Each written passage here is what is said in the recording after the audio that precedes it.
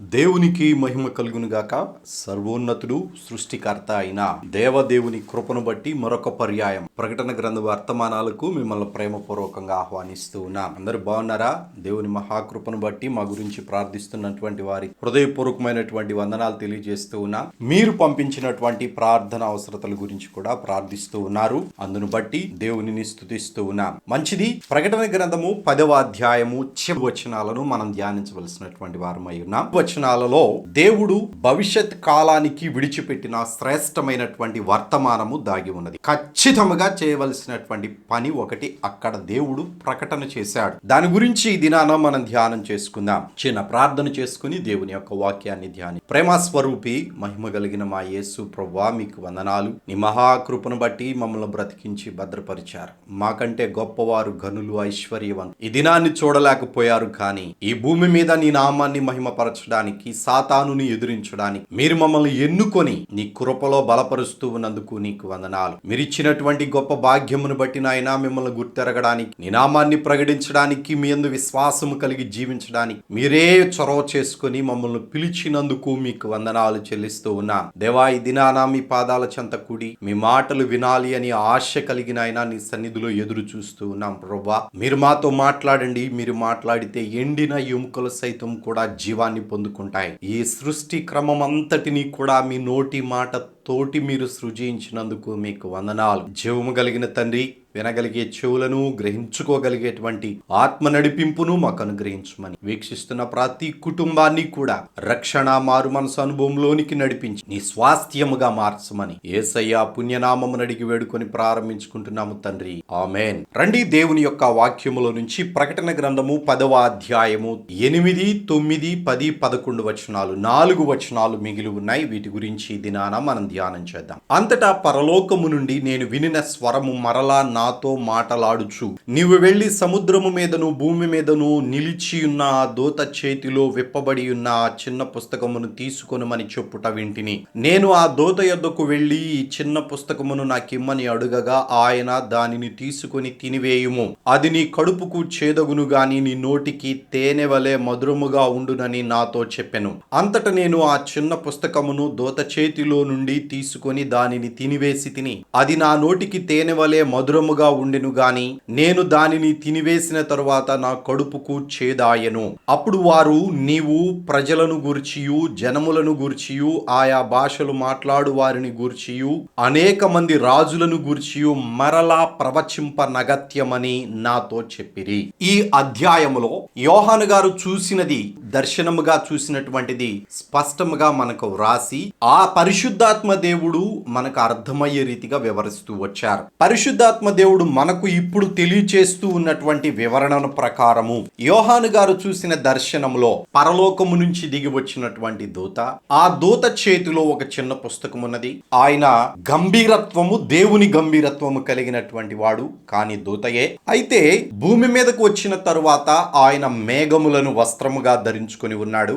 వర్షము మీద అధికారము దేవుని చేత పొందుకున్నటువంటి దూత అని, ఒక కాలేమో సముద్రము మీదను, ఒక పాదమేమో భూమి మీదను మోపి ఉండగా ఆ వివరణ అంతా కూడా మనం చూసాం. ఆ దూత ఒట్టు పెట్టుకొని ఉన్నాడు. ఆ ప్రవచనము దానియేలు గ్రంథంలో చెప్పబడినటువంటి ప్రవచనము అని, ఏటి మీద నార బట్టలు ధరించుకున్నటువంటి మనుషుడు పలికిన ప్రవచనమును మరలా ప్రకటన గ్రంథం 10వ అధ్యాయంలో పరలోకము నుంచి వచ్చినటువంటి దూత మరలా తెలియజేశాడు. తెలియజేసినటువంటి ఈ యొక్క మర్మము, దేవుని మర్మము సమాప్తమగుచు ఉన్నది అని చెప్పారు. దేవుని మర్మము సమాప్తమైనది అన్నంటే యేసుక్రీస్తు శరీరధారిగా చేయవలసినటువంటి పని 100% సంపూర్ణముగా, విజయవంతముగా, అద్భుతముగా, ఏ లోపము లేకుండా ఉన్నతమైనటువంటి రీతిలో ఆత్మ సంబంధమైనటువంటి లోకములోనికి, మహిమలోనికి దేవుడి సిద్ధపరిచినటువంటి మార్గము సంపూర్ణమైనది. 1000 ఏండ్ల పరిపాలన యేసుక్రీస్తు చేస్తూ ఉండగా యావత్ ప్రపంచం అంతటా కూడా యేసుక్రీస్తుయే అద్భుతమైనటువంటి పరిపాలన చేయడానికి సర్వాధికారము పొందుకున్నటువంటి వాడై పరలోకము నుంచి దిగి వస్తూ ఉన్నాడు అని చెప్పుకున్నాం. ఇక మిగిలినటువంటి 4 వచనాలలో యోహాను గారికి, దూతకు సంభాషణ జరిగింది. యోహాను గారు దూత ప్రకటించినటువంటి ఆ మాటలు విని 7వ దూత తన పాత్రను కుమ్మరించేటువంటి కాలములో, 7వ దూత తన బోర ఊదేటువంటి కాలములో దేవుని మర్మము సమాప్తమైనది అని చెప్పేసి చెప్పిన తరువాత యోహాను గారికి పరలోకము నుంచి ఒక శబ్దం వినపడింది. ఏ శబ్దమైతే ఈ అధ్యాయములో మొదట దూత దగ్గర 7 ఉరుముల శబ్దమును వ్రాయవద్దు అని చెప్పారో అదే స్వరాన్ని మరలా యోహాను గారు వింటూ ఉన్నాడు. ఆ స్వరము మరలా వినబడుతూ ఉన్నది. ఈసారి ఏమని చెప్తూ ఉన్నారు ఆ స్వరము? అంతట పరలోకము నుండి నేను వినిన స్వరము మరలా నాతో మాట్లాడుచు, నీవు వెళ్ళి సముద్రము మీదను భూమి మీదను నిలిచియున్న ఆ దూత చేతిలో విప్పబడి ఉన్న ఆ పుస్తకమును తీసుకొనుమని చెప్పారు. ఇక్కడ పరలోకము నుంచి వచ్చినటువంటి ఆ స్వరము ఏమని చెప్పారయ్యా అనంటే, ఒక పాదమును నీళ్ల మీదను మరొక పాదమును భూమి మీదను మోపి నిలిచి ఉన్నటువంటి దూత చేతిలో ఉన్నటువంటి ఆ పుస్తకమును తీసుకోమని చెప్పారు. ఈ పుస్తకములో ఏమి దాగి ఉన్నది? ఈ పుస్తకము ఎందుకు యోహాను గారికి ఇవ్వమని తీసుకోమని చెప్తూ ఉన్నారు? యోహాను గారు వెళ్ళారు. యోహాను గారు ఆ దూత దగ్గరికి వెళ్ళి ఆ పుస్తకము నాకు ఇమ్మని అడిగినప్పుడు ఆ దూత కూడా ఏమంటున్నాడో చూడండి. ఆయన దానిని తీసుకొని తినివేయము, అది నీ కడుపుకు చేదొగును గాని నీ నోటికి తేనె వలె మధురముగా ఉండునని నాతో చెప్పెను. ఇక్కడ ఆ పుస్తకములో ఉన్నటువంటి ఉద్దేశమును మనకు కనబడుతూ ఉన్నది. పుస్తకంలో ఉన్నటువంటి ఉద్దేశం ఏమై ఉన్నది? ఒక విధముగానేమో చేదుగా ఉన్నది, ఒక విధముగానేమో తేనె వలె మధురముగా ఉన్నది. ఓకే, కిందకి ఇంకా మనం చదువుకుంటా వచ్చినప్పుడు, అంతటా నేను ఆ చిన్న పుస్తకమును దూత చేతిలో నుండి తీసుకొని దానిని తినివేసి తిని, అది నా కడుపునకేమో చేదుగా ఉంది, నా నోటికి మాత్రం తేనె వలె మధురముగా ఉన్నది అని యోహాను గారు చెప్పారు. ఇంతవరకు దూతకు యోహాను గారికి జరిగిన సంభాషణ. ఆయన దగ్గరకు వెళ్ళి పరలోకము నుంచి వినినటువంటి స్వరమును ఆధారము చేసుకొని దూత దగ్గరకు వెళ్ళి పుస్తకం అడిగాడు. ఆ పుస్తకమును తీసుకున్నటువంటి యోహాను గారు ఆ పుస్తకమును తినివేయమని ఆ దూత కూడా చెప్పినప్పుడు, పరలోకము నుంచి వినబడిన స్వరమేమో పుస్తకమును తీసుకోమని చెప్పారు, ఈ దూత ఏమో తీసుకొని దానిని తినివేయమని చెప్పారు. ఈ రెండిటి మధ్య వ్యత్యాసం ఉన్నది. తీసుకొనమనేమో పరలోకము నుండి వచ్చినటువంటి స్వరము వినబడింది, తినివేయమనేమో దూత చెప్పాడు. ఇక్కడ ఆత్మీయ అర్థం ఏమిటయ్యా అనంటే, యోహాను గారు ఆల్రెడీ ఈ ప్రకటన గ్రంథం రాసిన తర్వాత ఆయన చనిపోయారు. ఈ 10వ అధ్యాయము నెరవేర్పు ఎప్పుడు? నా మాటలు క్షుణ్ణంగా ఆలోచన చేయండి, శ్రద్ధ కలిగి ఆలకించండి. ఈ 10వ వచనం నెరవేర్పు ఎప్పుడు? యేసుక్రీస్తు ముద్రలలో 7వ ముద్రను విప్పదీసిన తరువాత 7 దూతలు వచ్చారు. 7 దూతలు వారి బూరలను ఊదుతూ ఉండగా 6 దూతల బూరల కాలం అయిపోయిన తరువాత 7వ దూత బూర ఊదబోవచ్చు ఉండగా 6వ దూత బూర అయిపోయి 7వ దూత బూర ఊదబోవచ్చు ఉండగా జరిగిన సంఘటన. ఇప్పటికీ యోహాను గారు ఉన్నారా?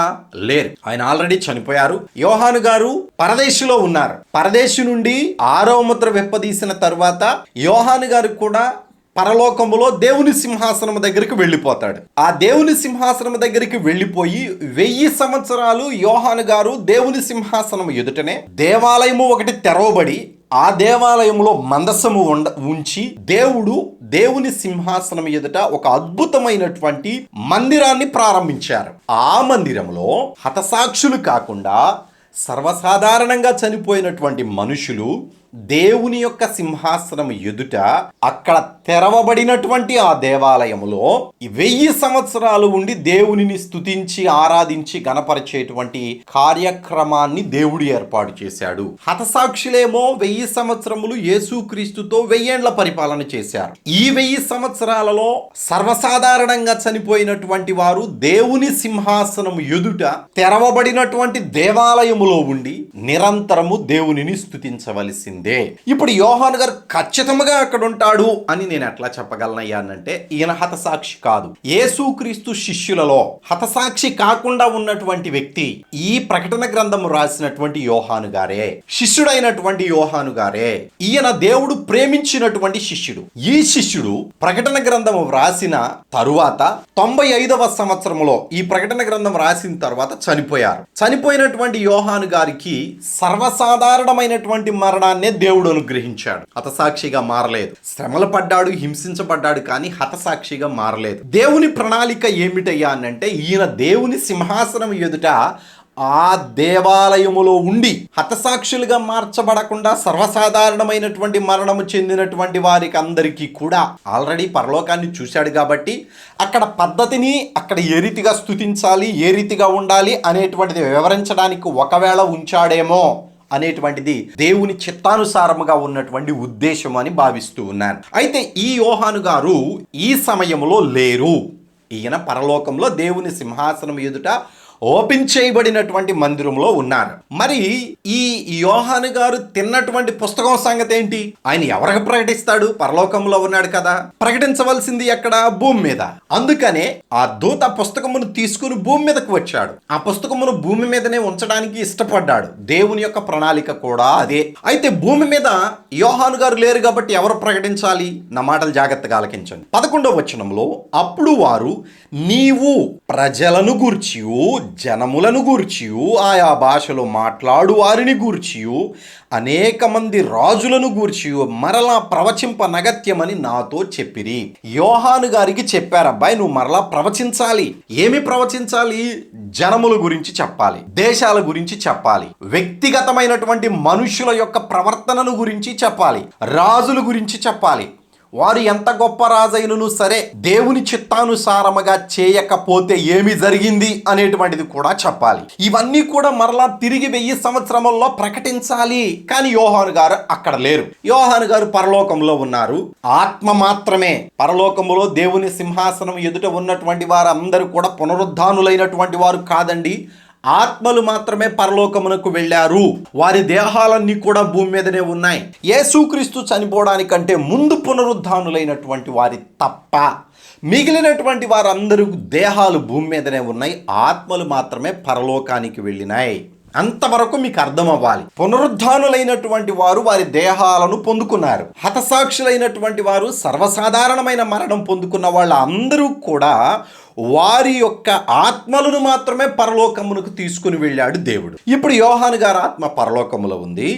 భూమి మీద ఆయన యొక్క దేహం ఉంది. ఒకవేళ ఆ దేహము ఈ యొక్క 7 సంవత్సరాల శ్రమల కాలం అయిపోయిన తర్వాత యేసుక్రీస్తు వచ్చినప్పుడు ఇద్దరు సాక్షులు వారి దేహాలను మరలా తిరిగి ఆత్మ సంబంధమైనటువంటి పునరుద్ధానంలోనికి తీసుకుని వచ్చి 3.5 రోజుల పాటు యెరూషలేము వీధులలో పడవేయబడి ఉన్నటువంటి ఆ ఇద్దరు సాక్షుల దేహాలు మరలా లేచి నిలబడతాయి.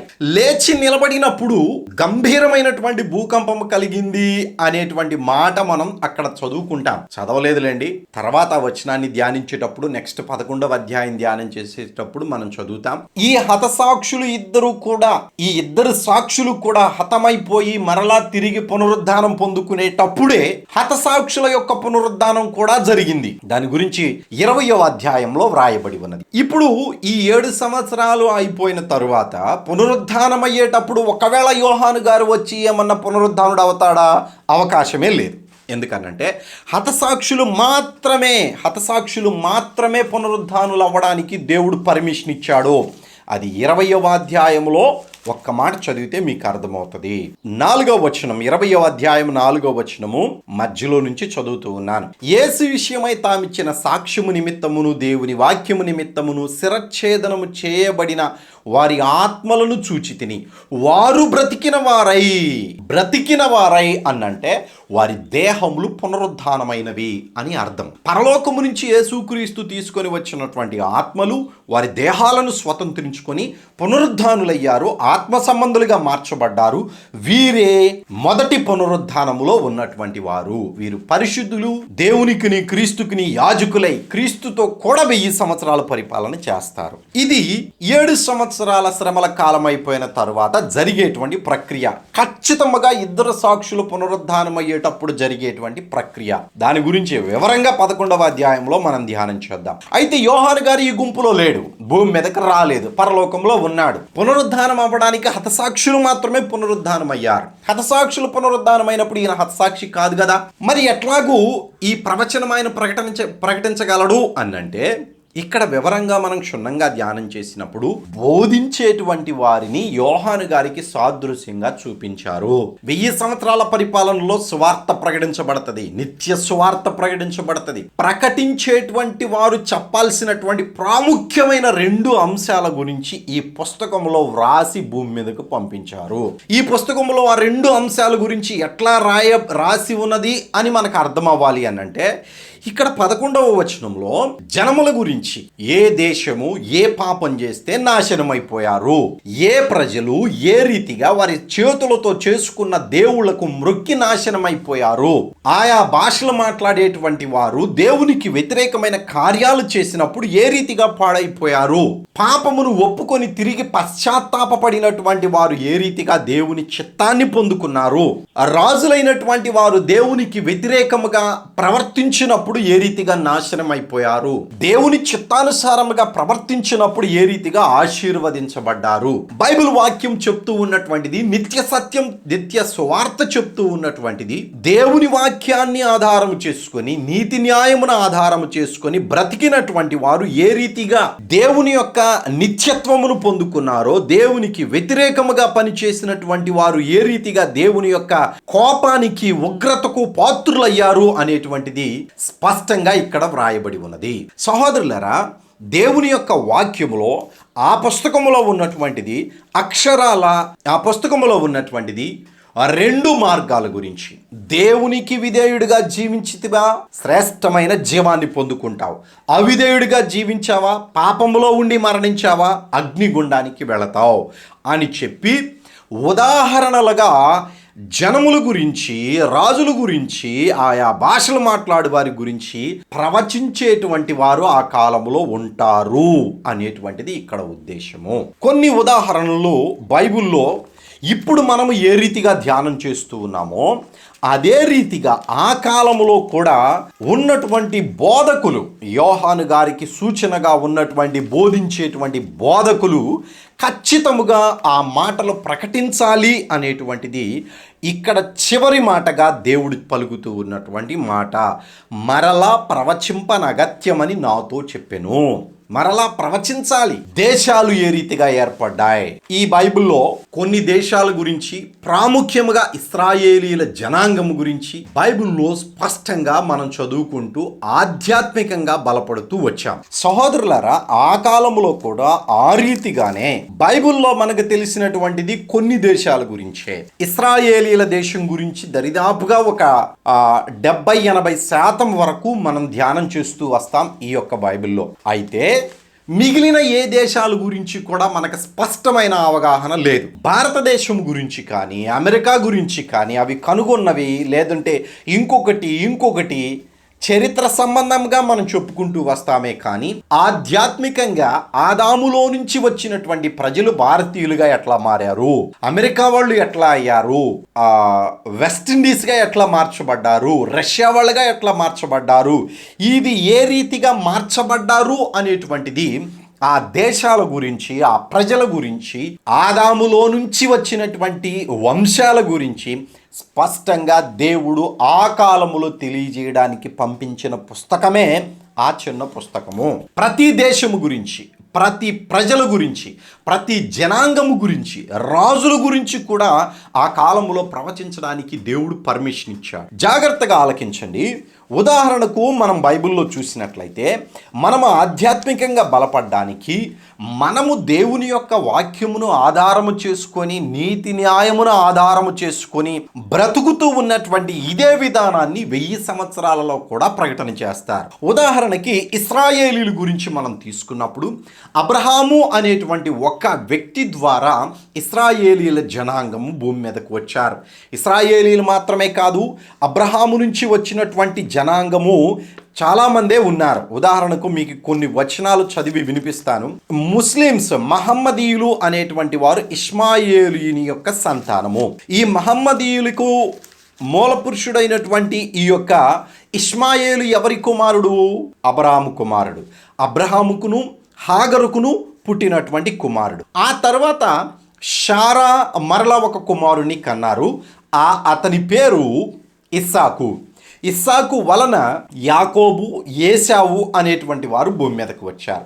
యాకోబు ఇస్రాయేలు అయ్యాడు, ఏశావు పాలస్తీనా వాళ్ళు అయ్యారు. గమనించండి, ఇక్కడ దేశాలే అబ్రహాము నుంచి భూమి మీదకు వచ్చాయి. 25వ అధ్యాయంలో ఇంకా కొన్ని దేశాలు అబ్రహాము ద్వారా భూమి మీదకు వచ్చినట్లుగా స్పష్టంగా వ్రాయబడి ఉన్నది. చదువుతున్నాను. అబ్రహాము మరలా వివాహము చేసుకొనెను. ఆమె పేరు కెతూరా. ఆమె అతనికి జిమ్రాను, యోక్షాను, మోదాను, మిద్యాను, ఇష్బాకు, షువాహు అనువారిని కనెను. హానోకు, అబీద, అబ్దాయా అనువారు ఆ మిద్యాను సంతతి వారు. వీరందరూ కెతూరా సంతతి వారు.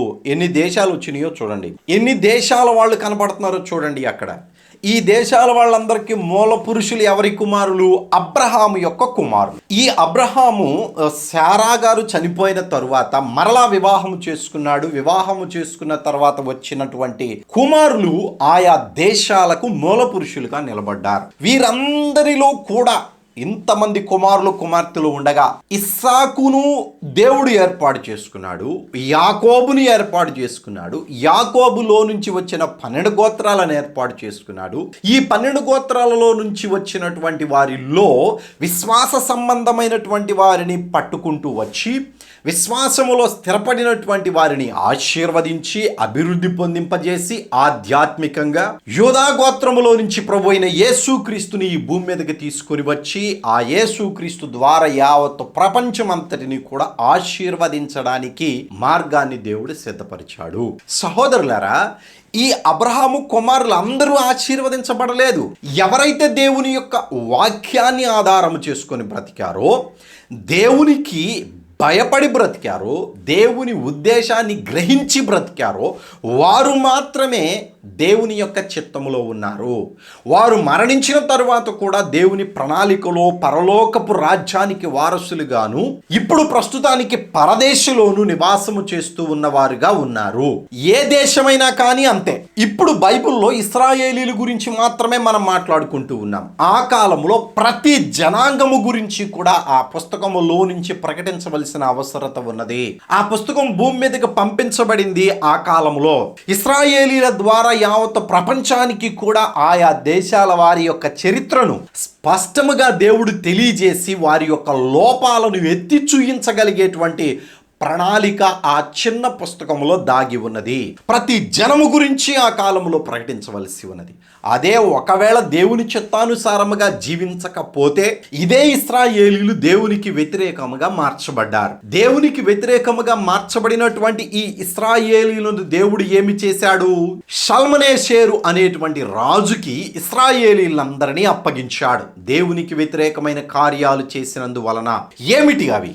విగ్రహారాధన, వ్యభిచారము, దేవునిని ధిక్కరించి లోక సంబంధమైన కార్యకలాపాలను పాటించడము, అన్యుల యొక్క ఆచారములను పాటించడం, దేవునికి కోపము పుట్టించేటువంటి విధముగా పాపము చేయడము, ఇవన్నీ కూడా ఇశ్రాయేలీయుల్లో కనబడ్డాయి. వీరందరినీ కూడా విగ్రహారాధనకు సంబంధించినటువంటి ఆ లోక సంబంధమైన కార్యము అధికముగా వారిలో కనబడినది కనుక వారిని మరలా తిరిగి తీసుకొని వెళ్ళి శత్రు రాజుకి అప్పగించారు. అనేక పర్యాయాలు దేవునికి వ్యతిరేకంగా వచ్చిన ప్రతిసారి వారిని శత్రు రాజుకి అప్పగించడం, మరలా విడిపించుకొని తీసుకురావడం. ఈసారి పూర్తిగా షల్మనేషేరు చేతికి అప్పగించినటువంటి ఇశ్రాయేలీయులను 1948వ సంవత్సరంలో మరలా తిరిగి తీసుకుని వచ్చాడు. దరిదాపుగా 2000 సంవత్సరాలు పైబడి.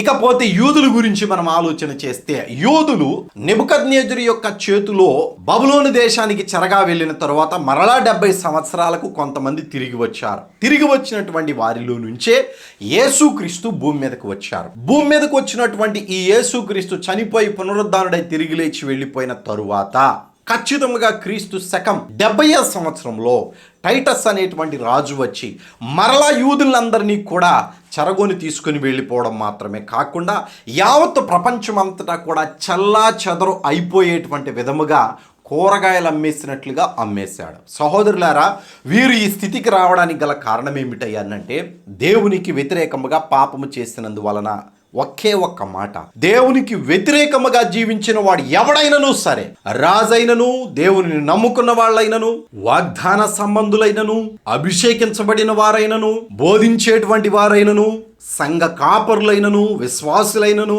అద్భుత ఆశ్చర్య కార్యములు జరిగించేటువంటి వారైనను ఎవరైనను సరే, అంతము వరకు నమ్మకముగా ఉండకపోతే ఖచ్చితముగా వారు అగ్ని గంధకాల పాలవ్వవలసినటువంటిదే. ఇశ్రాయేలీలు, యూదులు మాత్రమే కాదండి, బైబిల్లో అభిషేకించబడినటువంటి వారు కూడా, దేవుని చేతిలో సాధనాలుగా వాడబడినటువంటి వారు కూడా బహుభయంకరమైనటువంటి ఘోరమైనటువంటి మరణాన్ని పొందుకోవడం మాత్రమే కాకుండా పాతాళానికి వెళ్ళారు అని అనడంలో ఎటువంటి సందేహము లేకుండా బైబిల్లో వాక్యాలు ఉన్నాయి. సొలొమోను అనేటువంటి మహారాజు దావీదు యొక్క కుమారుడు. ఈ దావీదు యొక్క కుమారుడు సొలొమోను 40 సంవత్సరాలు ఇశ్రాయేలీల దేశాన్ని పరిపాలించాడు. ఆ తొలి దినాలలో రాజ్యములో పట్టాభిషేకం చేయబడిన తరువాత దేవుని సన్నిధిలో ప్రార్థించి, అయ్యా నేను బాలుడను, ఈ దేశాన్ని పరిపాలించడానికి తగిన జ్ఞానమును నాకు ఇవ్వవా అని దేవుని సన్నిధిలో బ్రతిమలాడుకొని మరీ ప్రార్థించి, ఉపవాసమే ఉన్నాడో, గోజాడాడో, ఎంత ఎక్కువ ప్రార్థన చేశాడో తెలియదు, కానీ దేవుడు ఆయన చేసిన ప్రార్థనకు కనికరపడి అతనుకు ఉన్నతమైన జ్ఞానాన్ని అనుగ్రహించాడు. ఈ జ్ఞానాన్ని పొందుకున్నటువంటి సొలొమోను మహారాజు కొంతకాలము వరకు బాగానే పనిచేసిన తరువాత ఆయన యొక్క శరీర సంబంధమైనటువంటి కార్యాలకు అధిక ప్రాముఖ్యత ఇచ్చి, ఇశ్రాయేలీల దేశం మీదకి యుద్ధానికి వస్తాను అని చెప్పిన ప్రతి దేశానికి వెళ్ళాడో వెళ్ళలేదో తెలియదు, కానీ యుద్ధము చేయడానికి వస్తాను అని చెప్పిన ప్రతి దేశములో ఉన్నటువంటి రాజకుమార్తెను మాత్రం తెచ్చుకున్నాడు భార్యగా కొందరిని, ఉపపత్నులుగా కొందరిని, 1000 మందిని వివాహము చేసుకున్నాడు మహాగణుడు. అయితే ఇతను తిరిగి మరలా దేవుని సన్నిధిలో ఎక్కడా కూడా పశ్చాత్తాపపడలేదు.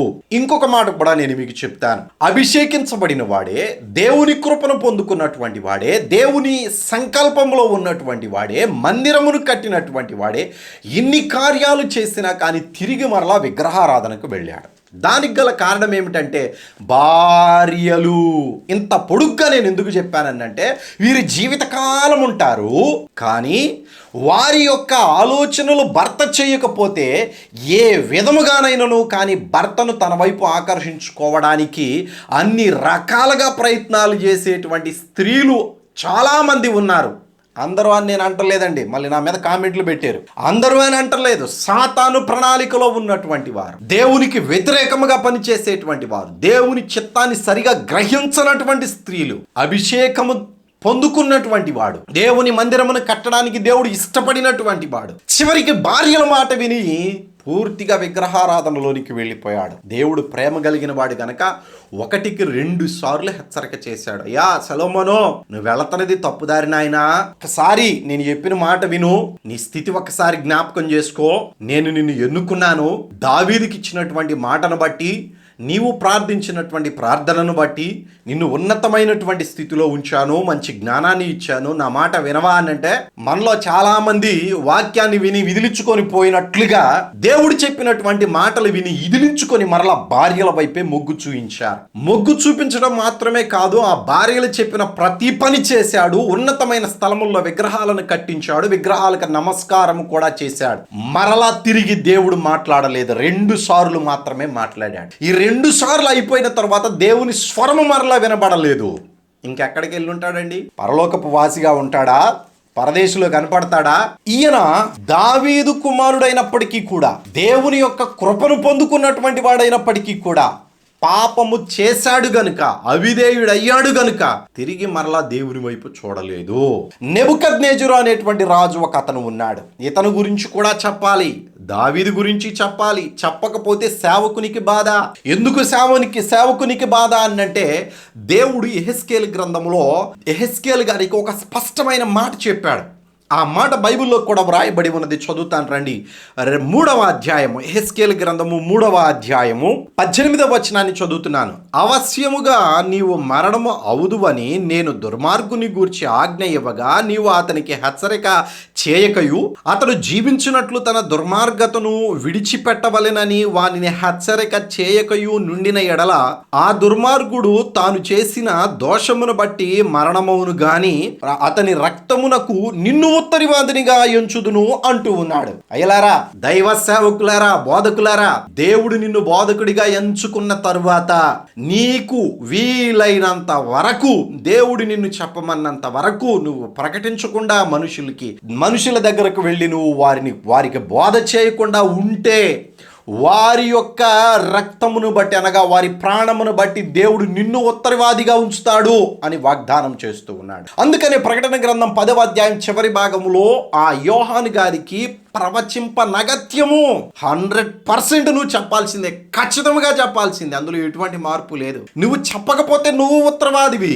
ఈ కాలంలో ఈ ప్రకటన గ్రంథం గురించి నేను ప్రకటించకపోతే నేను ఉత్తరవాదిని. ప్రకటించాలి అని దేవుడు నాకు ఇచ్చినటువంటి ఆ మాటను బట్టి, ఆయన నాకు ఇచ్చినటువంటి స్థితిని బట్టి నేను ప్రకటించకుండా మౌనముగా ఉన్నట్లయితే నేను ఉత్తరవాదిని. కాబట్టి నేను ప్రకటించాలి. ఆ రీతిగానే బైబిల్ గ్రంథంలో యెహెజ్కేలు గారికి చెప్పినటువంటి మాటను బట్టి ప్రకటించవలసినటువంటి బాధ్యత కలిగిన బోధకులు ప్రకటించాల్సిందే.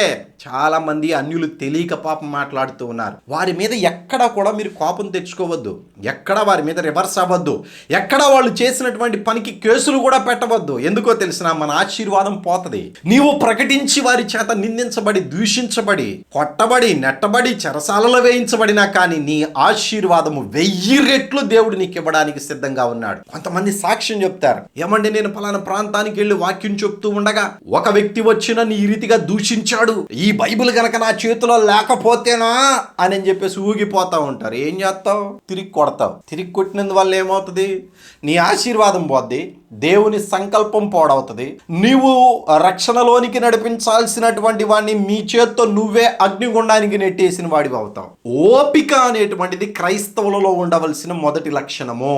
స్వార్థ ప్రకటించేటువంటి వారిలో సహనము కలిగి దేవుని యొక్క వాక్యాన్ని ప్రకటించాలి. అందుకని ఇక్కడ అంటూ ఉన్నాడు, నువ్వు వానికి భయపడి వాడు నన్ను ఏమైనా చేస్తాడేమో అని చెప్పేసి దుర్మార్గుడు అని, దుష్టుడు అని నువ్వు అతనికి బోధ చేయకపోతే అతని రక్తమును బట్టి నిన్ను నేను అడుగుతాను. నేను నీకు చెప్పమని చెప్పాను కదా, నువ్వెందుకు చెప్పలేదు? ఏంటి నీ ప్రాబ్లం? నిన్ను పోషించాను కదా, నీకు కావలసినటువంటి సమస్తమును అనుగ్రహించాను కదా, 4 అడుగులేసి నీ ఇంటి పక్కన ఉన్నటువంటి వాళ్ళకి దేవుని వాక్యాన్ని ప్రకటించలేకపోయావా? అతని రక్తమును బట్టి ఇప్పుడు నువ్వు ఉత్తరవాదివి. ఏం చెప్తావో చెప్పు, ఏం చెయ్యాలి, నీకెటువంటి శిక్ష విధించాలి అని దేవుడే అడుగుతాడు. సహోదరులారా, ఆ భారము సేవకుల మీదకి రాకుండా ఉండాలి అంటే సమయమనక అసమయమనక ప్రయాసపడాలి. నీ కంటికి కనబడినటువంటి వాని కోసం ప్రార్థించాలి. శత్రువైనా సరే వాక్యము చెప్పడానికి నీ కాలు మోపి బలము కలిగి, ధైర్యము కలిగి బోధ చేయాలి. సాతానుడు మొట్టమొదటిగా నీలో పెట్టేటువంటిది భయము. వాడు మూర్ఖుడు, వాడు దుష్టుడు, నిన్నేదైనా చేస్తాడు, నిన్ను కొడతాడు, తిడతాడు, అవమానపరచబడతావు అని నీలో మొదటిగా ఆలోచన కలిగిస్తాడు. అవమానపడినా, కొట్టబడినా, నిందించబడినా ప్రకటించవలసినటువంటి బాధ్యత క్రైస్తవులదే. అందుకనే యోహాను గారికి చెప్తూ ఉన్నాడు, ప్రకటించు, అగత్యము. నీవు ప్రకటించవలసినటువంటి సమయము వచ్చింది. ఈ 1000 సంవత్సరాలలో నీవు ప్రకటించనగత్యమని చెప్పాడండి. ఎంత స్పష్టంగా వ్రాసి ఉన్నదో చూడండి. రాజుల గురించి, ప్రజల గురించి, ఆయా జనాంగముల గురించి, నెబుకద్నెజరు అనేటువంటి రాజు గురించి నేను చెప్పి ముగిస్తాను. ఈ నెబుకద్నెజరు అనేటువంటి రాజు నా కుమారుడు అని పిలువబడ్డాడు దేవుని చేత. నెబుకద్నెజరుని దేవుడు ఏర్పాటు చేసుకుని మొట్టమొదటిగా బంగారముతో పోల్చబడినటువంటి పరిపాలనను అనుగ్రహించాడు దేవుడు ఈ రాజు ద్వారా. అంత మాత్రమే కాదు, ప్రపంచంలో ఉన్న ప్రతి దేశము కూడా ఈ రాజుకు తల వంచేటువంటి విధముగా దేవుడు ఉన్నతమైనటువంటి స్థితిలో నెబుకద్నెజరును హెచ్చించాడు. ఇశ్రాయేలీల దేశముతో సహా, యూదా దేశముతో సహా ఈ నెబుకద్నెజరు యొక్క చేతిలోనికి వెళ్ళిపోయినాయి. అయితే ఈ నెబుకద్నెజరు ఒక దినాన గర్వించి ఇంత గొప్ప సామ్రాజ్యాన్ని నేను నిర్మించగలిగాను అని గర్వించాడు. ఆ గర్వించినప్పుడు తిరిగి మరలా వెళ్ళి తన యొక్క పడక మీద విశ్రాంతిలోనికి వెళ్ళినప్పుడు దేవుడు దర్శించి ఆయనకు ఒక దర్శనాన్ని చూపించాడు. ఏమిటయ్యా దర్శనం అనంటే, ప్రచండమైనటువంటి బ్రహ్మాండమైనటువంటి ఒక మంచి పెద్ద వృక్షం ఆయనకు కనబడింది. కొమ్మలు బహువిశాలంగా ఉన్నాయి. ఆ కొమ్మల మధ్యలోనికి పక్షులు వచ్చి గూళ్ళు పెట్టుకొని బ్రతుకుతూ ఉన్నాయి. ఆకులు చాలా శ్రేష్టమైనటువంటివిగా ఉన్నాయి. ఆ చెట్టుకు పండుతూ ఉన్నటువంటి కాయల ద్వారా ప్రపంచంలో ఉన్న ప్రతి ఒక్కరూ కూడా శ్రేష్టమైనటువంటి ఆహారాన్ని సంపాదించుకుంటూ ఉన్నారు. ప్రతి దేశంలో ఉన్నటువంటి వారికి కూడా ఈ చెట్టు ఫలములు బహు ఉన్నతమైనటువంటి ఆహారముగా కనబడుతూ ఉన్నాయి, పోషణకు ఆధారముగా కనబడుతూ ఉన్నాయి. ఇంత గొప్ప బ్రహ్మాండమైనటువంటి చెట్టు, ఉన్నతమైనటువంటి ఆకాశమును అంటుచూ ఉన్నటువంటి ఈ చెట్టు గురించి ఉన్న ఫలముగా ఒక దూత వచ్చి ఈ చెట్టును మొదలుతో సహా నరికివేయండి, కొమ్మలను నరికివేయండి, వాటి ఆకులను కనబడకుండా నాశనం చేయండి అని చెప్పి ఆ చెట్టును సంపూర్ణముగా నాశనం చేయమని చెప్పారు. ఇది దానియేలు గారి దృష్టికి వెళ్ళింది. దానియేలు గారి విడమర్చి ఆ రాజుకి చెప్పారు. చెప్పినటువంటి ఆ భావమును నేను మీకు క్లుప్తంగా వివరిస్తాను. దేవుని చిత్తమైతే ఈసారి ఎప్పుడన్నా దానియేలు గ్రంథమును ధ్యానించేటప్పుడు వివరముగా చూద్దాం. అయితే ఆ చెట్టుకు మాదిరిగా ఉన్నటువంటి వాడు నెబుకద్నెజరు ఒక దినాన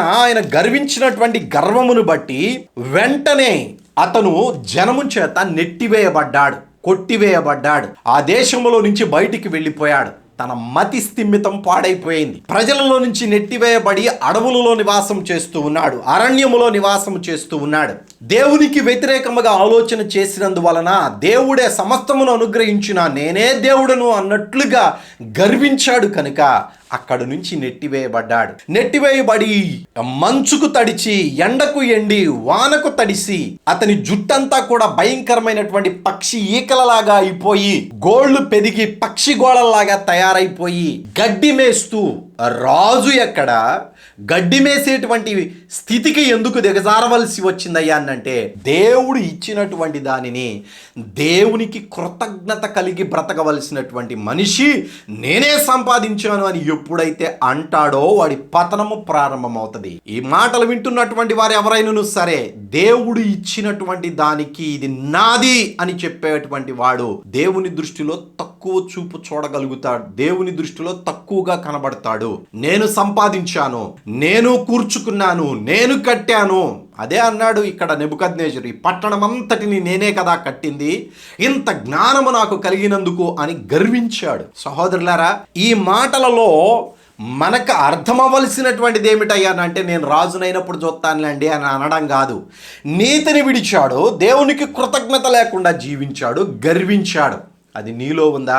నీవు కూడా గర్వించినట్లయితే, నీవు కూడా దేవునికి వ్యతిరేకమైన ఆలోచనలు చేసినట్లయితే, అసలు దేవుడు కాదు అనేటువంటి మూర్ఖత్వంలోనికి వచ్చారండి మనుషులు. వారిని చూసి జాలిపడాలి, ప్రార్థించాలి, దేవుని గురించి ఏదో ఒక విధముగా ప్రకటన చేయాలి. నాకు ఒక తల్లిగారు మాట్లాడుతూ ఉండి, ఆయన అనారోగ్యము వలన పడక మీద ఉన్నాడంట. పడక మీద ఉన్నప్పుడు ఆ తల్లిగారు చెప్పిన మాటలు విని పెద్దగా ఏడ్చి దేవునిని అంగీకరించడానికి తగినటువంటి మనసు కలిగిన వాడిగా స్థిరపడ్డాడు అని చెప్పింది. నేను చాలా సంతోషించాను.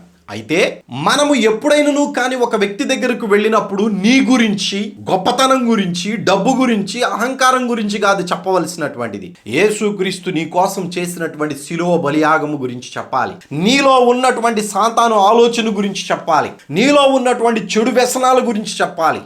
నీవు ఈ స్థితిలో ఉండడానికి కారణం ఏమిటో చెప్పాలి. ఇది దేవుని యొక్క వాక్యములో చెప్పబడుతూ ఉన్నది. అందుకనే 1000 సంవత్సరాలలో కూడా యోహాను గారికి చెప్తూ ఉన్నటువంటి ఈ యొక్క దూత ఆ పుస్తకంలో ఉన్నటువంటిది ఏమిటయ్యా అంటే, ఈ పాపపు కార్యాలు చేసినందువలన దేశాలే నాశనం అయిపోయినాయి, ఈ పాపపు కార్యాలు చేసినందువలన రాజులు సైతం నాశనం అయిపోయారు, ఈ పాపపు కార్యాలు చేసినందువలన దేవునికి వ్యతిరేకముగా ఆలోచించినందువలన దైవ సేవకులు అని అనబడుతూ పిలవబడినటువంటి వారికి కూడా నాశనమునకు వెళ్ళారు. ఇది నువ్వు ప్రకటించాలి. 1000 ఏండ్లలో ఎందుకు ప్రకటించాలయ్యా అనంటే, అప్పటి వరకు సాతానుగాడు భూమి మీద ఉండి అనేక మందిని నాశనానికి నడిపించినప్పుడు ప్రభు అయిన యేసుక్రీస్తు మన మీద జాలి కలిగి మన పాపమును భరించి ఆయన మన పక్షమున వ్యాజ్యమాడాడు. దేవుని దగ్గర మన కోసం విజ్ఞాపన చేశాడు. ప్రభువా, వీరి కోసం నేను రక్తాన్ని చిందించానయ్యా, వీరి కోసం నేను ప్రాణాన్ని పెట్టాను, ఇంకొక సంవత్సరం వాళ్ళకి అవకాశం ఇవ్వవా? ఇంకొక సంవత్సరం వారి కోసం నువ్వు ఓర్చుకోవా? ఇదిగో వారి పాపమంతటి నేను భరించడానికి వచ్చాను కదా, ఈ ఒక్క సంవత్సరం వాళ్ళని విడిచిపెట్టు ప్రభువా అని ఏదో ఒక దైవ సేవకుడిని ప్రేరేపించి, వెళ్ళు నాయనా, వెళ్ళి వాక్యం చెప్పయ్యా, అదిగో అతను వచ్చే సంవత్సరం లోపు బతికుంటాడో లేదో, ఇదిగో నీ కంటికి కనబడుతున్నటువంటి వ్యక్తికి నువ్వు స్వార్థ ప్రకటించకుండా ఆయన అయిపోయిందిలేండి, ఇంకేముందులేండి, ఇంటి ముందు టెంట్ వేయడమే లేండి అని దైవ సేవకులే అంటున్నారని అంటే, సహోదరులారా, మీ మనసు ఎంత కఠినమైపోయింది? దేవుని గురించినటువంటి భారము మీకు లేదా? అదే ఎదురు చూస్తూ ఉన్నాడు దేవుడు. ఇతను చనిపోయే లోపు ఏదో ఒక దైవ సేవకుడు వెళ్ళి ఆ యొక్క వ్యక్తికి స్వార్థ ప్రకటించాలి అని. కళ్ళ ముందు ఎంతో మంది యవనస్తులు, వృద్ధులు చనిపోతూ ఉంటే దైవ సేవకులైనటువంటి వారు చూస్తూ ఉండడం అనేటువంటిది సరి అయిన పద్ధతి కాదేమో. వీలైనంత వరకు, ఈ మాట అంటున్నందుకు నన్ను క్షమించండి, ఖాళీగా ఉండడం కంటే కూడా ఏదో ఒక రూపముగా వెళ్ళి దేవుని స్వార్థను ప్రకటించడం చాలా అవసరం. సహోదరి సహోదరులారా, అనేక మంది చనిపోతూ ఉన్నారు. ఉత్తరవాదులుగా మనం ఉండకూడదు. మన కంటికి కనబడేటువంటి వారికి దేవుని వాక్యం ప్రకటించాలి. నీ ప్రవర్తనను బట్టి కొంతమంది గ్రహిస్తారు ఇతను దైవ సేవకుడు అని, నీ మాటలను బట్టి కొంతమంది గ్రహిస్తారు, నీ యొక్క బోధనను బట్టి కొంతమంది గ్రహించగలుగుతారు ఇతను దైవ సేవకుడు అని. నీ ప్రవర్తన సరిగా ఉందా? ప్రతి దినము అనేక మందితో మాట్లాడడానికి ప్రయత్నించి బోధించడం అనేటువంటిది చాలా అత్యవసరమైనటువంటి, ప్రాణవాయువు కంటే కూడా అత్యవసరమైనటువంటిది. శ్వాస తీసుకోకపోతే చనిపోతాం, కానీ చనిపోతే ఎక్కడికి వెళతారు? చనిపోయినటువంటి వ్యక్తి ఎక్కడికి వెళతాడు? పాతాళానికే వెళ్తాడు. దేవునిని ఎరగక చనిపోయినటువంటి వాడు పాతాళానికే వెళతాడు. వీటితో మాట్లాడినప్పుడు అతను ఒకవేళ దుర్మార్గుడే అయి ఉండి, దుష్టుడే అయి ఉండి తన మనస్సును మార్చుకుంటే మరణము వచ్చినా కానీ అతను జీవించి ఉంటాడు. మరణించినా సరే నీ వాక్యము నీవు ప్రకటించిన దేవుని వాక్యాన్ని బట్టి అతను మారు మనసు పొందితే ఖచ్చితముగా నిత్యత్వములో కనబడతాడు కదా. ఒకసారి ఆలోచన చేయండి. ఇదే యోహాను గారికి ఆ దూత చెప్తూ ఉన్నాడు, మరలా ప్రవచింపనగత్యము. సాతానుడు బంధించబడిన తరువాత 1000 ఏండ్ల పరిపాలన రాబోతూ ఉన్నది. ఈ 1000 ఏండ్ల పరిపాలనలో నిత్య సువార్త ఉంటూ ఉన్నది. ఈ నిత్య సువార్తలో రక్షణ ఉన్నది. అయితే బోధ చాలా కఠినమైనటువంటి బోధ. ప్రతిఫలము కూడా కొన్ని క్షణాల్లోనే మనుషులకు కనబడుతుంది. ఇప్పుడు యేసుక్రీస్తు భారము భరించినట్లుగా ఆ కాలంలో భరించడానికి యేసుక్రీస్తు పరిపాలన చేసేవాడిగా ఉన్నాడు, కానీ నీ పాపమును భరించేవాడిగా లేడు. రక్షణ అయితే ఉన్నది. పాపమును విసర్జించి దేవుని సన్నిధిలో ఉంటే నీవు నిత్య జీవములోనికి వెళతావు. లేదా పాపములోనే ఉంటే, దైవ సేవకులు చెప్తూ ఉన్న బోధ విని కూడా నువ్వు పాపంలోనే ఉంటే ఖచ్చితంగా అగ్నిగుండానికి వెళతావు. ఆ మాటలు జాగ్రత్తగా ఆలకించండి. యేసుక్రీస్తు వచ్చి చనిపోయి పునరుద్ధానుడై తిరిగి లేచి వెళ్ళిపోయిన తర్వాత దేవుని వాక్యమును విని రక్షణలోనికి వచ్చినటువంటి వారు చాలా తక్కువ మందిగా ఉంటారు. 1000 ఏండ్ల పరిపాలనలో యేసుక్రీస్తు 1000 సంవత్సరాల పరిపాలనలో క్రైస్తవ్యం యొక్క సంఖ్య దరిదాపుగా 100కు 90% చేరేటువంటి అవకాశం ఉన్నది. ఇప్పుడు ప్రస్తుతానికి 3% 4% ఉంది క్రైస్తవుల యొక్క సంఖ్య. చాలా మంది అంటారు ఈ ప్రపంచ జనాభాలో అధిక శాతం క్రైస్తవులే అంటారు. క్రైస్తవులు ఉన్నారండి, కానీ నామకార్థ క్రైస్తవులు ఎక్కువ. అది అర్థం కావటం లేదు జనానికి. హిందువులకు కూడా అది అర్థం కావడం లేదు. క్రైస్తవులు అంటున్నారు, అందరూ పరలోక రాజ్యం వెళ్ళరా ఇలారా? క్రైస్తవులు అని పిలువబడుతున్నటువంటి వాడు అందరూ పరలోక రాజ్యం వెళ్ళరు. క్రైస్తవుల్లో నిజ క్రైస్తవులు ఉన్నారు, నటించే క్రైస్తవులు ఉన్నారు, వేషధారులు ఉన్నారు. అందరినీ ఒకే గుంపుగా దేవుడు ఉంచడం, ప్రత్యేకించబడినటువంటి వారిగా ఉంటారు.